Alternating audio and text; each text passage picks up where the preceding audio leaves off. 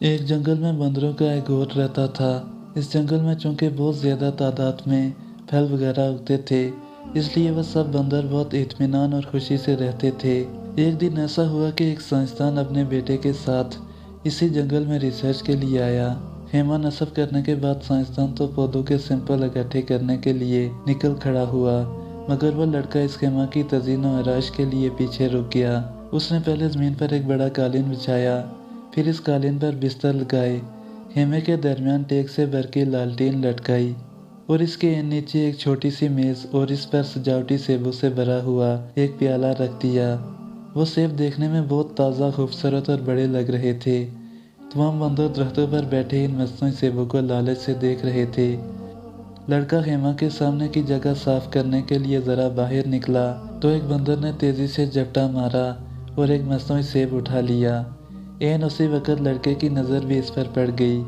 लड़के ने फ़ौरन बंदूक उठाकर निशाना लिया और फायर दाग दिया, मगर तमाम बंदर इतनी देर में वहाँ से भाग गए थे तो लड़के ने बाकी सेब वहाँ से उठाकर बक्से में रख दिए। इधर काफ़ी देर तक भागने के बाद ताक़ब ना होने का यकीन होने पर तमाम बंदर रुक गए। चोर बंदर ने हाथ बुलंद करके सबको सेब दिखाया। सब बंदर हैरत से इस बंदर को देखने लगे और इसको खुशकिस्मत गर्दानने लगे कि इसे ऐसा अच्छा सेब मिल गया, और कोशिश करने लगे कि एक बार इस मसनूई सेब को हाथ लगाकर देख सकें। चोर बंदर ने सेब को झटका और ये मसनूई सेब लेकर एक दरख्त की सबसे ऊंची शाह पर जा बैठा और सेब को खाने के लिए इसे मुंह में लेकर दबाया, मगर ये मसनूई सेब सख्त प्लास्टिक का बना हुआ था, जिसे चबाने से बंदर के दांतों में दर्द होने लगा। बंदर ने 2-3 बार और कोशिश की, मगर हर बार इससे दर्द होने लगता। वो दिन चोर बंदर ने इसी ऊंची शाख पर भूखे रहकर गुजारा। अगले दिन वो नीचे उतर आया।